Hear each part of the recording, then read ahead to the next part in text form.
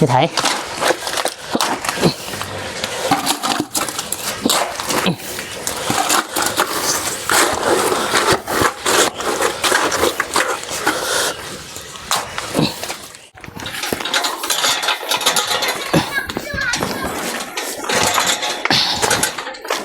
ไปเลยป่ะ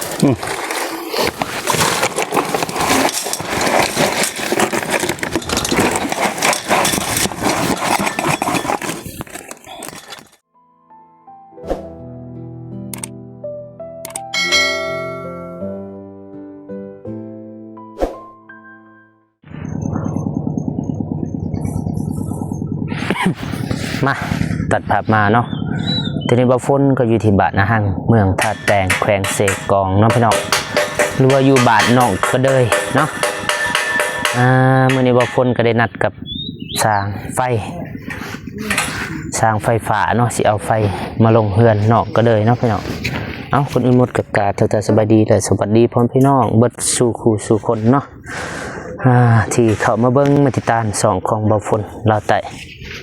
บ่ฝนก็ยินดีต้อนรับทุกท่านเนาะมาเบิ่งนี่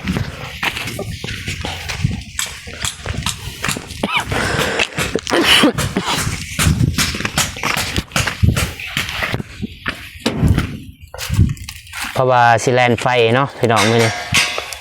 บ่ฝนก็ได้ดำเนินตามที่ผู้ใหญ่เพิ่นได้มอบหมายเนาะก็คือเอาไฟฟ้าลงเฮือนน้องก็เลยแล้วก็ทางอ้ายเพิ่นก็ได้ให้งบแต่ดนเลยเนาะพี่น้องแต่ว่าบ่ฝนก็บ่ทันมีโอกาสเทื่อมื้อนี้บ่ฝนก็ได้โทรนัดกับอ้ายเพิ่นกับอ้ายช้างเพิ่นแล้วก็ทางอ้ายเพิ่นก็ให้ซื้อเหล็ก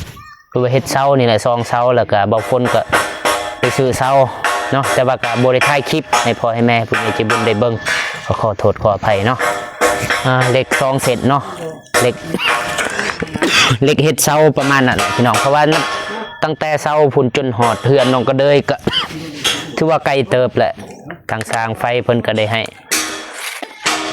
เฮ็ดลัก2หลักเนาะหรือว่า2เสาแล้วก็บ่ฝนก็ได้โทรหาทางโรงงานเหล็กเพิ่นมาส่งไปที่เรียบร้อยแล้วเนาะแล้วก็ตอนนี้เพิ่นก็ได้เสื่อมเหล็กพุ่นละเศษเสาเนาะมีแต่ว่าไปเบิ่งนำกันเนาะ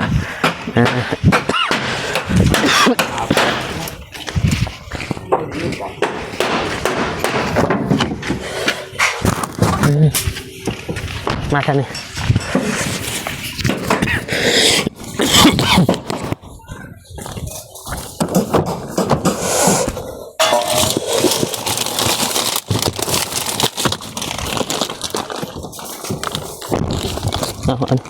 สบายดีเด้อไอ้เด้อ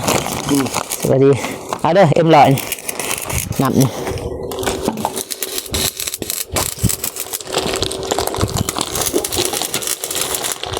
ก็ได้เพิ่มมา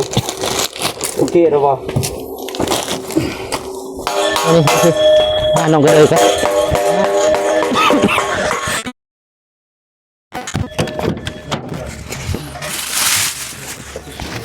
สื่ออันนี้สีหมูโลนึงแล้วก็ใช่เลยสื่อปลาโลนึงนึงเห็นออกขึ้นสีหมูแล้วก็ปลาแล้วก็หมกโมเนาะพี่น้องไปหาทั้งน้องมันเอาเราก็เลยสบายดีเด้อสบายดีเด้อขอเบิ่งสบายดีเด้อแดงเลยป่ะขอ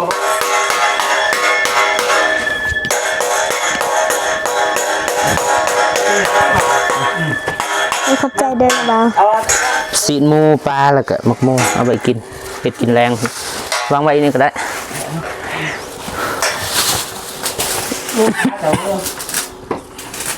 พ่อแม่ไปใช่คุณผู้แต่ว่าน้องก็เลยก็สิออกไปชวนเนาะพี่น้องตอนเช้านี้แต่ว่าทางบ่ฝนก็ได้แล้วก็อ้ายเพิ่นก็ได้ประสานหากันแล้วก็ทางอ้ายเพิ่นก็ได้โทรนัดทางน้องก็เลยเนาะโดยบ่ให้น้องไปใช้เพราะว่าทางบ่ฝนแล้วก็ไฟฟ้าเพิ่นสิมาลงให้มื้อนี้เนาะน้องก็เลยได้หยุดเวียกมื้อนี้แล้วก็ได้ท่านี่แหละทางหน้านี้เนาะเพิ่นกำลังดำเนินเสื่อมหรือว่าจอดเซา ที่จะเฮ็ดนี่แหละแลนไฟแต่พุ่นจนฮอดนี่ก็ประมาณอยู่90ลักบ่แม่น90ลัก90เมตรเนาะ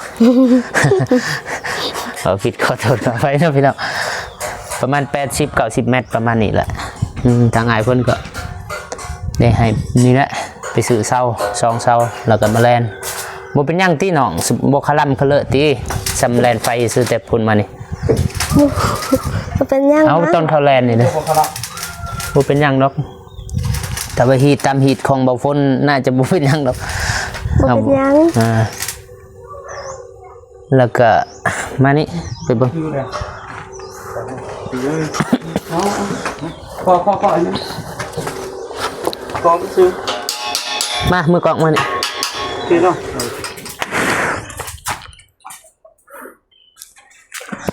มาใส่กัน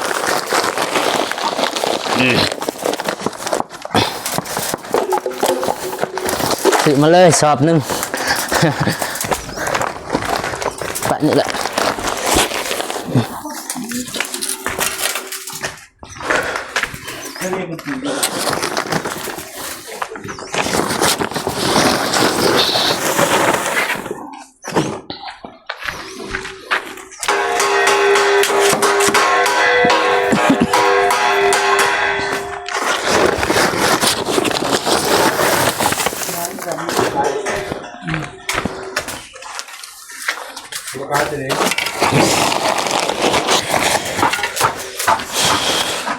ไปซื้อร้านทำด้วย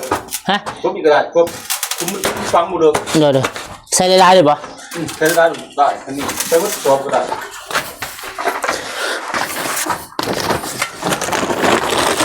มา ห้าม แต่ละ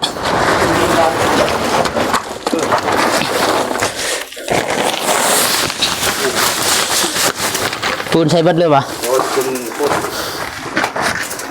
ใส่ส่วนไป ซื้อหาที่ไหน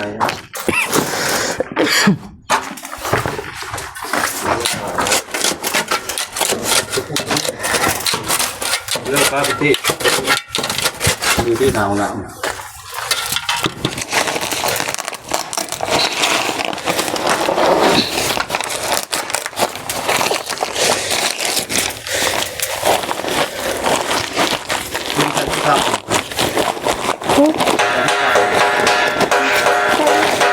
ได้ปะ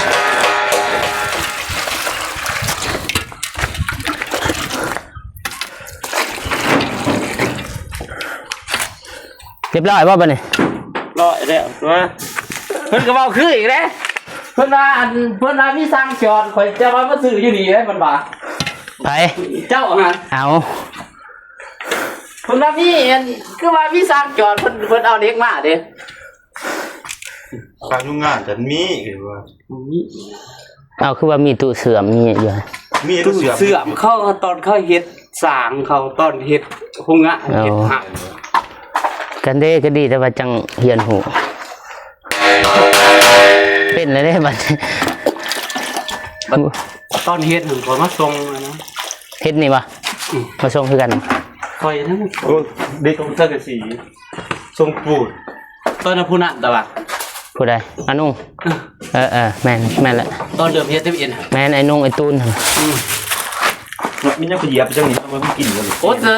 เอาไว้กิน ว่าเจ้าที่มาสับ ตึ๊บสินะ บอกคอยมาเฮ็ดไฟนี่ ก็เจ้าได้มาสับ แม่น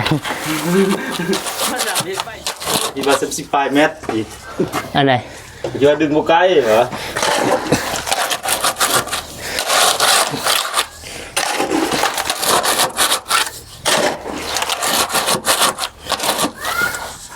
ใส่อีกหน่อยเลย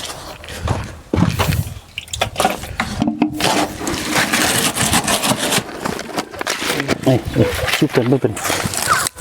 ตั้งเลยปะ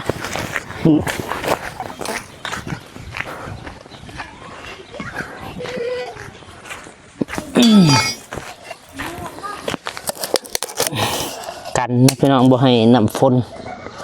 มันเข้าไปในมันสิขี้เมียงแล้วก็น้ำมันสิมาอังเนี่ยเพราะว่าเขาสิทมอยู่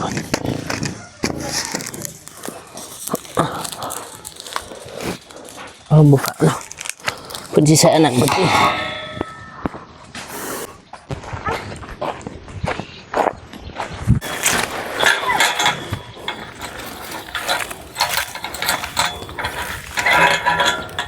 ดอกมันดอก นี่เพิ่นสิจอดในนี่เพิ่นเอาอันนี้เสียบเข้าหน่อย นะ อยู่พุ่นก็เลยเอาบ่จอดดอก จอดเนี่ยใส่จะได้ บอกเขาน้องว่าบ่แม่นแนวนี้นะ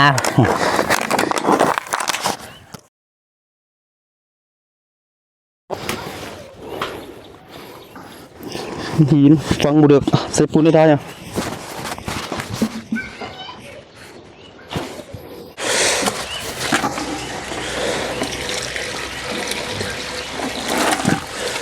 ที่ไทย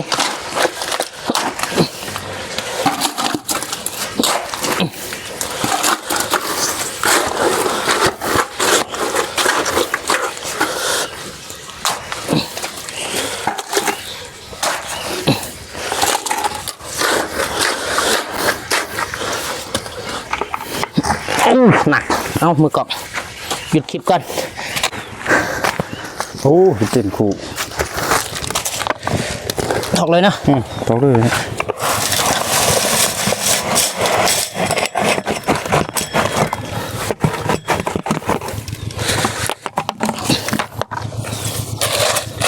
เอาอีกวะ เอาแล้วกูใช้เต็มใช่ไหม เบลล์เอาเบลง่ายอยู่เลย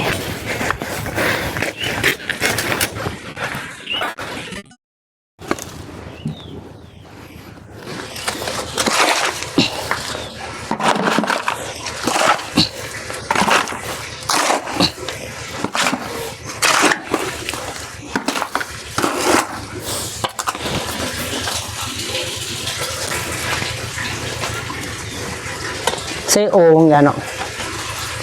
ยงนับป่ะ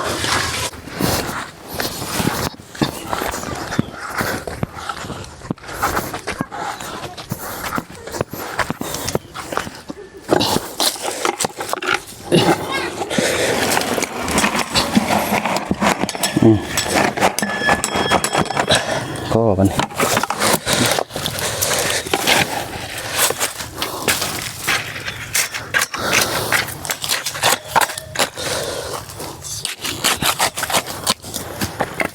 เนี่ย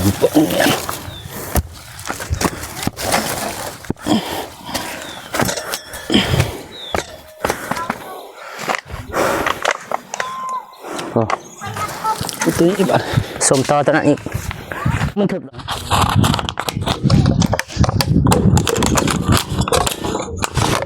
ตัวนี้มา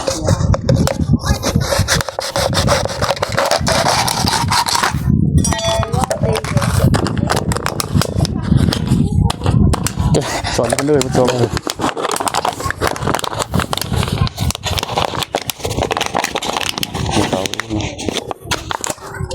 อันนี้เป็นแบบนี้ยาวมันเป็นยังไง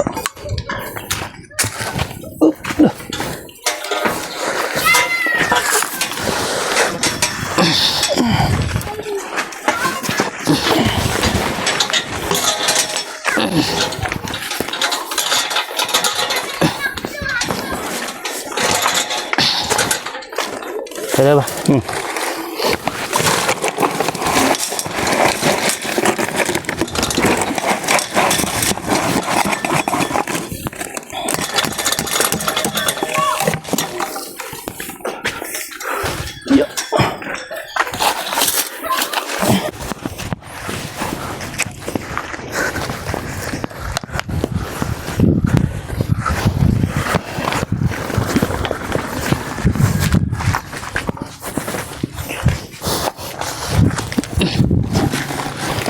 โอ้นั่น เบิดบ่ มัด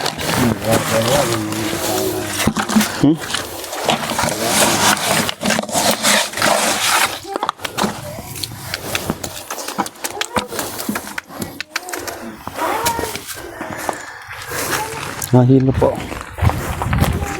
หยุดคลิปก่อนพูนหลังจากที่ตั้งเศร้าเรียบร้อยทางอ่านเพิ่นกะแลนเข้าเพื่อนเนาะพี่น้องเนาะ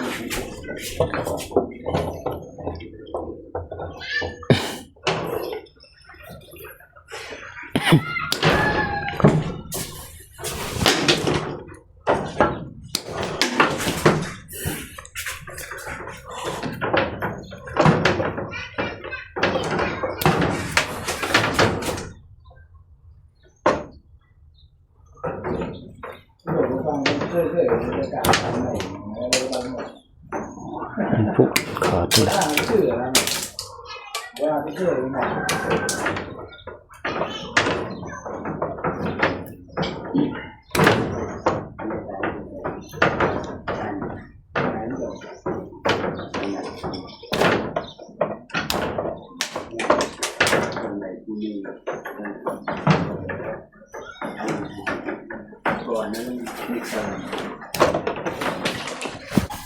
เปลี่ยนบ่ มีบ่หมาย บ่มีที่เหลือมาอยู่นี่บ่มีบ่ จังหวะคือกันพันเอาก็ได้เปลี่ยนมือ มาเปลี่ยนลังบ่ เด้อๆนะบ่มีที่มีบ่ภาษาไทยอยู่กันเพราะอ้ายเพิ่นก็บ่ได้เอามาเนาะหักมีอยู่นี่คันมาสิไปซื้ออยู่นี่ ให้หมอที่ไปซื้อข้าวหนึง เด้อ นี่แล้วนี่คือสิมีอาหารบ่ดะ ๆหาดนี่เนาะ คือสิมีอยู่บ่มีนี่นะครับแปลว่าคือสิมี ใส่หยัง นี่ที่ซ้ายเอาไปเบิ่งเอากระดาษโอ้เขาสิตัดกะตัดเอาสุดหน่อยหนึงเนาะเอ้าใช้แนวนี้ว่าซั่นจักเม็ดจะดึงไปนี่เนาะ จักแมท เพื่อนๆจังแม่นได้ว่า3เม็ดนะเบิ่ง3เม็ด4เม็ด ซื้อเพื่อเลย เอาแบบเรือ 4เม็ด5เม็ด6เม็ด7เม็ด8เม็ด8เม็ดพอบ่เอา10%เดือกับปูเมียนเนาะ เด้อสบายดีเด้อพอเด้อ สบายดี เด้อ15เมตรเนาะซื้อใหม่ บ่เติมไปอีกทีม15 16 17เม็ดก็สิพอ เอาซาวเลยซะเนาะ เอาเช้าซะ เออ คือตรงน้ำด้วยเพราะว่าคนหดตึกเพิ่นคิดว่าไฟกระลาง ไฟกระลางได้มีบ่บ่ได้ใช้บ่ มันอยู่หน้าห้องน้ำหุงกันเด้อเองบ่ บ่อยู่กะล่างบ่ได้หุ้มที่ห้องน้ หักใช้บ่อยู่กระลางมีบ่ดอกไฟ ำบ่ หม้อไฟบ่มี เอาคันมาต่อเลยอ้ายไหลบ่ ฮะ ต่อใช้กระลางเลย พอจะกระลางด้วยก็ได้กันตัวซื้อรถไฟมาเติม เด้อเฮ็ดเป็น ไฟซื้อได้เป็นสูตร เด้อแล้วก็สิเสียบแต่นี่บ่รู้ว่าเสียบอยู่ลุมเอา บ่ต่อเปิดได้นี่ด้วยครับมันมี2อันมันจะเปิดขวบได้ เด้อเอาไฟกับห้องน้ำเนาะกระลางบ่ กระลางห้องน้ำมันจะเปิดอันเดียว2อัน เด้อ เปิดพร้อมกัน2ดอกด้วยเปิดมีสวิตช์2อัน เด้อ มันก็มีอยู่นี่ดอกนึงแล้วก็เพิ่นคั่วอีกดอกนึงมันเป็น3เลย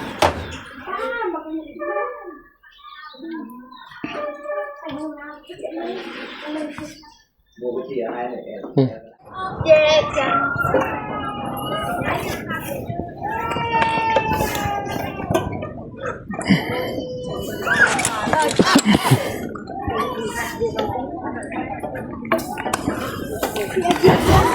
เอาสายตรงบ่เอาสายตรง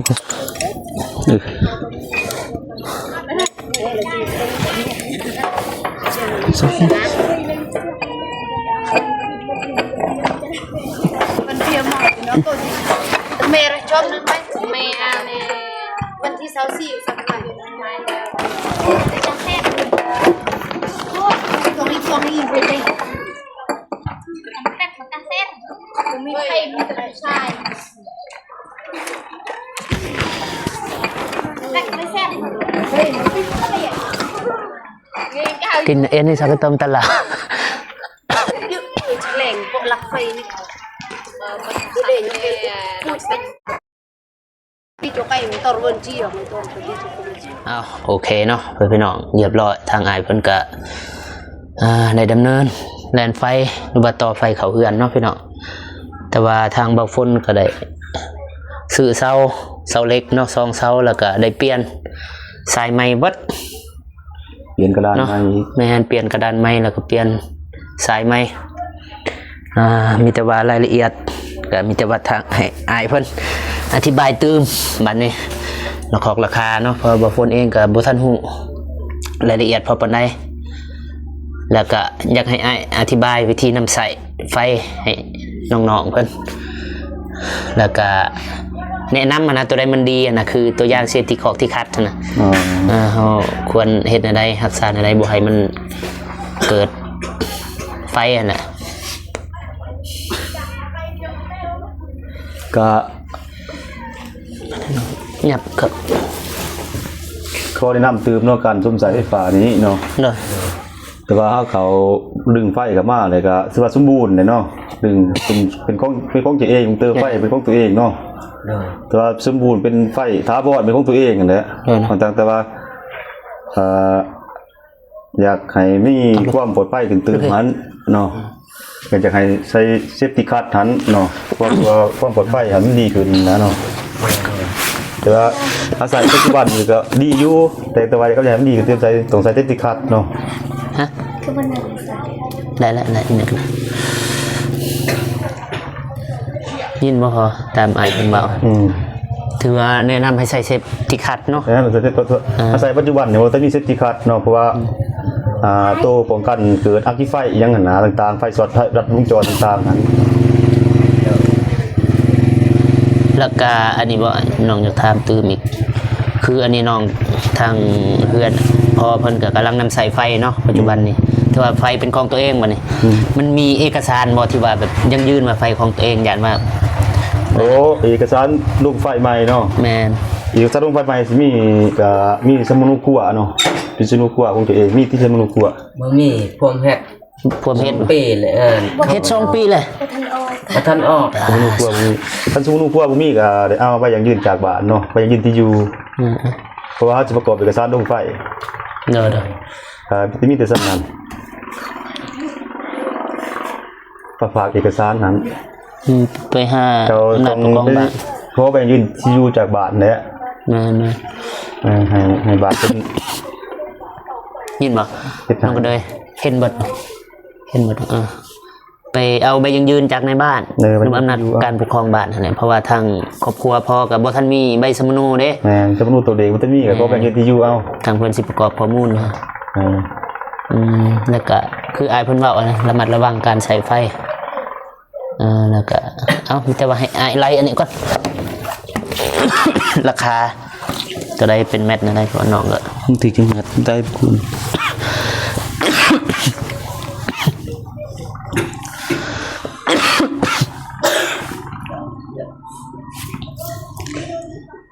คำแต่พุ่นแหละ แต่เทียบพุ่นแหละมันบริง่ายเนาะพี่น้องแล่นไปเพิ่นก็ระมัดระวังคอยเฮ็ดเนาะเพื่อความปลอดภัยผู้นำใส่หั่นแหละ อีก1787มันดูเท่าไหร่อ่านดีขึ้น 1712 1712คือ75เมตร 75 เมตรแล้วคูณเป็นเงินมัน 75เมตรแล้วก็75มาคูณให้ปกติก็ขายเมตรนึง20,000แต่ฉันจะแต่เมตรนึง18เด้ออัน18,000นะ18,000ถึงอยู่ล้าน350,000ล้าน350,000แล้วก็มาบวกกับคงเตอร์หัน4ล้าน3 เนาะ 4ล้าน3แล้วก็มาบวกตัวจับสิเฮือนนี่เนาะ2อัน เนาะ 2อันมันถืออยู่มันจะ100,000เอา100,000 นี่แต่5ล้าน7เดือน7 แสน5ล้าน7แสนเบิ่งเอามานี่ลูกพี่ มันถึงอยู่5ล้าน7แสน50,000 กีบ แต่ว่าทางอายเพิ่นก็ได้โอนมาให้เอาโฟนเนาะจำนวน300เหรียญแต่ว่าก็ยังเหลืออยู่เล็กๆน้อยๆเนาะพี่น้องถึงอยู่6ล้านปลายเงินที่ว่า ที่เซาตันใดเซาเลย แม่นตัวนี้ตัวเซา ตันใดเซาใส่ แม่นพอเซาก็เป็นเบาฝุ่นซื้อเอง อยู่เดียวยังกระดาษนี่กะ เอาไล่เลย กระดาษบวกกระดาษเนาะมีกระดาษเนาะ เนาะ บวกกระดาษน้ำ200,000ซะปกติก็ขาย200,000หาเด้อ เนาะ อ้ำแต่200,000 บ่ดี ใส่ขาย200,000หา เอาเบิ่งตื่มพอบางยาอายเพิ่นลืมไล่กระดานเนาะมันถึงอยู่5ล้าน950,000เนาะพี่น้องตามนี้แหละนี่เบิ่งกระเป๋าหั่นเงินครบอยู่บ่ เพราะว่าบ่ได้เอามาได้แต่นี่ กระดาษอะไรตัวตื้นในกระดาษเด้อถ้าว่าสิได้กระดาษตัวฝากกระดาษอะไรตัวตื้นมัน บ่แม่น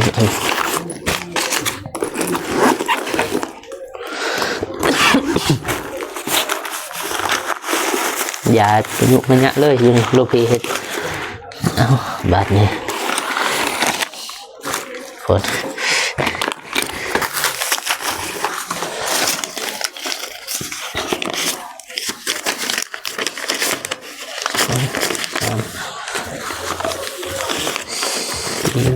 5 ล้าน7แสนปึ๊บคือ5ล้านเขาแสน50,000เดี๋ยวอย่าเช็คซ้ำยังจะบอกไปตามนี้ตึก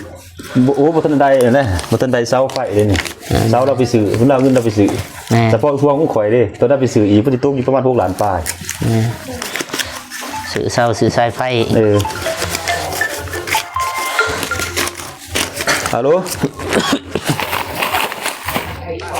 โอ้ยเอาลูยังไม่ได้ไปตรงนี้พี่ยังอยู่บนนอกพี่บางคนก็น่ะมันเฮาสิ นี่บ่บทจักเด็กของพ่อก็มีวะมีวะ มี คันมีน่าจะแม่นนะสัน ออกของยาให้มันแก่ 2 3 4 อยู่6ล้านป้ายอะไรถึงเสา 9 10 11 เนี่ย 12 13 14 ฮัลโหลอยู่วัดห้างพี่ตี้มึงเจ้าบริโภคหาบ่กำลังเข้ามืออ่ะกำลังสิเข้ามืออ่ะกำลังเดียวเวียง นักต้องไง 1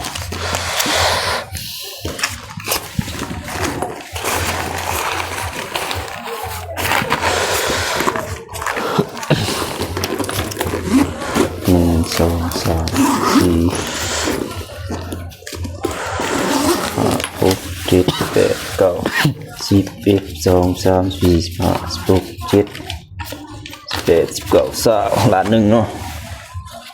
โอ้ตัวไหน สาวบ่ สาวใบ สาวใบแม่นล้านหนึ่ง ตัวไหนสาวไว้ ล้านหนึ่ง ฮะ ล้านหนึ่ง ล้านหนึ่งเนาะ1 2 3 4 5 6 7 8 9 10 11 12 1 2 3 4 5 6 7 8 9 10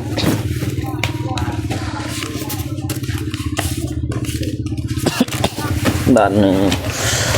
1 2 3 4 5 6 7 8 9 10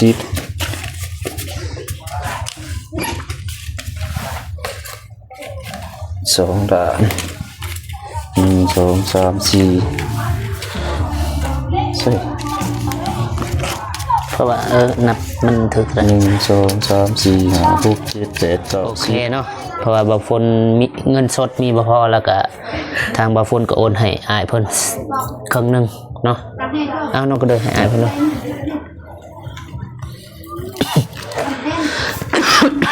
ถือว่าเรียบร้อยแล้วก็มีหับประกันลังอันนี้อีกบ่ไอ้สมมติว่าหับประกันแบบลังอันนี้นะลังที่ว่าแบบหับประกันลังการนำใส่บ่นะแบบว่าอายมันติดตั้งเลยสมมติว่ามีปัญหาอื่นมือนะสมมติว่า โอ้กันไฟเป็นบุหุงมายังหันถ้ากับมาแปลงมันยังไง แล้วก็กองเตอร์เด้เรื่องกองเตอร์เด้ เหลือของเตอร์ป่ะนี่แต่ตรงในแลนด์เพราะว่าท่านในแลนด์มีแต่เอาเอกสารเอาแบบยืนไว้เขาเห็นไหม เพราะว่ากองเตอร์อันนี้ ที่ ก็ ตั้งไอ้ก่อนตั้งแต่ว่าท่านในแลนด์ เดี๋ยวนะ เห็นตั้งไอ้ก่อนตั้งไอ้ล่วงหน้าแต่ว่าเอาเอกสารมาแลนด์เอาของเตอร์ก่อน สมมติว่าทางสมมติว่าพอเพิ่นบ่ทันมีข้อมูลเนาะคือปัจจุบันนี้บ่ทันมีสมโนแล้วก็สมมุติว่าเดือนหน้านี่เด้สมมุติว่าเพิ่นสิมาเก็บค่าไฟเห็นว่านี่ บ่เดือนหน้าสิว่าท่านได้เก็บหรอก บ่ทันได้เก็บบ่ มีเดือนต่อไปทุกเดือนที่1เดือนที่2สิได้เก็บ มีแต่ว่าให้พอเพิ่นดำเนินให้มันแล้วซะสมโนหันยัง2 ปีแล้ว ถ้าทำแล้วทำ ว่าแต่ของเตอร์ใหม่หันถ้าเกิดว่าท่านอันนี้มันเพราะเขายังปิดสร้างอยู่มันต้นปี อ๋อ ตรงเตอร์ใหม่ เดี๋ยวนะ ถ้าเกิดว่าท่านแน่นอนเด้อตัวของเตอร์ใหม่เด้อ โอเคแล้วอ่ะนั่นน่ะขอบใจ กับสติคัตนะ พฤติกรรมเนาะ แม่นเสร็จอีก บางงานนะเราไปสว ก็ น ดีใจอันกะตุนธรรมดาจำพวกคำสั่งเขาใส่ทั่วไปในบาทนี่ล้าน1แสน แต่ว่าทางเฮาบ่ทันมีตอนนี้มีแต่ว่าทาง หรือว่า เบิ่ง มันลงใส่ย้ำลังก็ได้ใส่ย้ำได้ก็ได้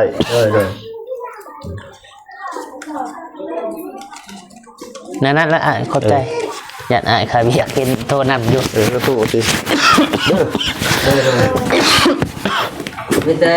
ไปปลดตอนไฟนี่ก่อน ไป เอาขอบใจ ป้ากินเลือดนะขอบใจก่อน เอาขอบขอบใจอ้ายขอบใจ โอ้คำกินหมู มานี่ลูกพี่ มันไก่มันขาเซาดีแล้วก็พุดไปหายบ้าน น้องดังโอเคครับพี่น้องพอดีน้องบองเพิ่นมาเอิ้น โดย ไปกินพุ่นแหละแต่ว่าบางคนขอโทษขออภัยทางน้องเพิ่นเพราะบางคนก็ฝ่าวด่วนสิเอาอันนี้ใส่ฟอกใส่ไฟไปส่งอ้าย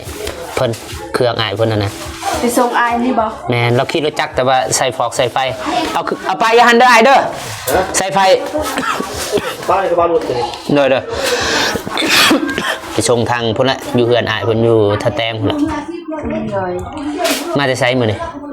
ไปใส่ไปท่าแตงเนาะ ไปทะแตงไปสืบปูน เพิ่นมาส่งหรือบ่ ส่งแล้ว ไปส่งอยู่ไสอยู่พุ่นเนาะ โดย อ้าวบ่แม่นอยู่นี่บ่อ้าว น้อยบ่แม่นรถเจ้า โอ้คิดว่าเฮือนอยู่นี่คิดว่าคิดว่าเฮือนน้องบองเองน่ะน้องเฮือนพ่อแม่ กันสีขาวนี่จีเด้อวิ โอเคเนาะไปพี่น้อง มีแต่ว่าก็คืออ้ายเพิ่นเว้าน่ะให้ระมัดระวังน้องก็เลย โดย ให้ระมัดระวังอันนี้การนำสายไฟก็คืออันนี้แหละปักเสียบคือน้องเอาเข้าในจากตัวสับระวังเด้ญาติมันช็อตก็คืองบอันนี้ก็คืองบของไอคอนเพิ่นแหละแต่ดนแหละแต่ว่าทางบ่ฝนกับบ่ตูนบ่ได้มาดำเนิน แต่ว่าทางอ้ายเพิ่นอยากได้ด่วนหั่นน่ะมื้อนี้นะว่าบ่ต้องไปกวนบ่ตูนหลายเพิ่นว่าบ่ตูนคาเวียกอยู่บ่ฝนก็มาผู้เดียวมื้อนี้กับน้องเพิ่นแหละจับกล่องให้บ่ฝนของไอคอนผู้เก่าหั่น โด น่ะ ย อ้ายคนเก่ากับเอื้อยพรเพิ่นมีแต่ว่าให้น้องก็เลยขอบอกขอบใจทางอ้ายเพิ่น โดยก่อนอื่นหมดน้องก็ขอบคุณทางไอคอนแล้วก็ไอคอนหลายๆเด้อที่เอาลงไปให้น้องจังใดก็ขอให้ไอคอนและไอพรจงมีสุขภาพร่างกายแข็งแรงความเจ็บบ่ให้ได้ความไข้บ่ให้มีขอให้ห่างให้มี ให้ร่ำให้รวยเฮงๆปังๆตลอดปีตลอดชาติอย่าเจ็บอย่าจนพร้อมครอบพร้อมครัวเด้อปรารถนาสิ่งใดก็ขอให้ได้สิ่งนั้นขอให้ได้สมหวังดังปรารถนาอันรับก็ขอให้ได้เงินหมื่นนอนตื่นก็ขอให้ได้เงินแสนเด้อสาธุ เนาะแตกเบิดนะโอเคพี่น้องถือว่าสำเร็จเสร็จสิ้นเนาะทางที่ว่าทางไอคอนเพิ่นได้มอบหมายหน้าที่ให้บ่าวฝนเนาะแต่ดนเลยแต่ว่าบ่าวฝนบ่ทวงบ่ทันก็ขอโทษขออภัยเนาะแต่ว่ามื้อนี้ทางบ่าวฝนก็สำเร็จเสร็จสิ้นเนาะไฟเป็นเจ้าของเป็นของน้องก็เลยผู้เดียว โดย บ่ได้ใส่ร่วมกับผู้อื่นอีกแบบส่วนตัวแล้วนะเป็นไฟของน้องเพิ่นเองเนาะแต่ว่าทางอ้ายคอนเพิ่นก็ได้โอนเงินมาให้ทางบ่าวฝน10 ล้านแล้วก็10 ล้านแล้วก็บ่แม่น10 ล้าน10 ล้านแม่นละ10 ล้านแต่ว่าทางบ่าวฝนก็หักเอาตอนน้องก็เลยเพิ่นขึ้นเฮือนหรือว่าขึ้นบ้านใหม่7 ล้านก็ยังเหลือ3 ล้านเนาะเหลือ3 ล้านแล้วก็ค่าไฟ6 ล้านแล้วก็บ่าวฝนก็ได้มาแลนพอดี6 ล้านยัง50,000นะบ่ฮอด6 ล้านแต่ว่าบ่าวฝนก็ไล่เต็มเลย6 ล้านพอดียังเหลือ3 ล้านเงินน้องเพิ่นแต่ว่าบ่ทันฮู้ว่าบ่าวฝนสิไปซื้อหรือว่าสิไปนำใส่ทางใดหรือว่าไปซื้อหยังให้น้องเพิ่นมีแต่ว่าเบิ่งมื้ออื่นมื้อฮื้ออีก โด ตอย นมื้อนี้ก็บ่ทวงบ่ทันเนาะดึกมืดแล้วตอนนี้พุ่นแหละตั้งแต่เที่ยงพุ่นแหละอ้ายเพิ่นมาแต่ว่าก็ทางอ้ายเพิ่นก็เฮ็ดละเอียดเพราะว่าย่านว่าเพิ่นนำสายไฟแล้วเกิดอักขี้ขอกขี้ไฟเพื่อความปลอดภัยเนาะทางอ้ายเพิ่นเอาโอเคเนาะพี่น้องบ่าวฝนก็สิขอเดินทางกลับบ้านก่อนเนาะเพราะว่าตอนนี้ก็ดึกดื่น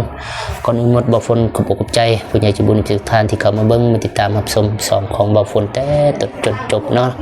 แล้วก็พิเศษขอบอกใจทางไอคอนแล้วก็แม่พรเพิ่นเนาะที่ว่าได้มอบหมายหน้าที่เฮ็ดให้บ่าวฝนมีส่วนร่วมเนาะแล้วก็ ที่ได้มอบหมายให้บ่าวฝนเป็นสะพานบุญในครั้งนี้บ่าวฝนขออวยพรใช้แล้วก็ขออวยพรให้ทางไอคอนแล้วก็อวยพรความขอบความครัวจงอยู่เย็นเป็นสุขสุขกายสุขใจสุขภาพแข็งแรงความเจ็บบ่ได้ความไข้บ่มีบ่ไปกับปีบ่มีครับเพิ่นให้ร่ำให้รวยปรารถนาสิ่งใดขอให้ได้สิ่งนั้นเด้ออายุมันกว่ายืนให้มาเท่านี้ให้ได้กลับเป็นพันเท่าหมื่นเท่าเด้อขอขอบใจ สาธุ โอเค